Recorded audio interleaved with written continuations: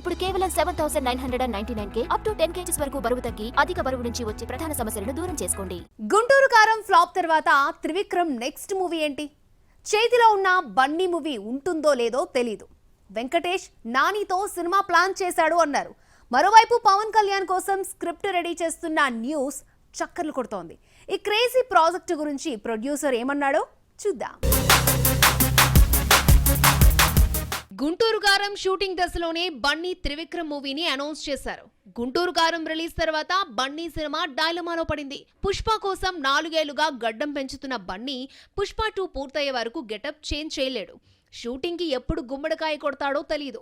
అలవైకుంఠపురంలో వచ్చే 4 ఏళ్ల తర్వాత గుంటూరు కారంతో వచ్చిన గురూజీ మరోసారి ఈ గ్యాప్ రాకుండా జాగ్రత్త పడుతున్నాడు. పుష్ప 2 పూర్తి కాకుండా అల్లు అర్జున్ గురూజీకి డేట్స్ ఇవ్వలేడు. పుష్ప 2 పూర్తయ్యేలోగా మరో మూవీ చేయాలని గురూజీ డిసైడ్ అయ్యాడు. వెంకటేష్ నాని కాంబోలో సినిమా చేస్తాడా లేదంటే పవన్ తో చేస్తాడా తెలియాల్సి ఉంది. ఏపీ ఎన్నికలు పూర్తయ్యే వరకు పవన్ సెట్స్ పైకి రాడు.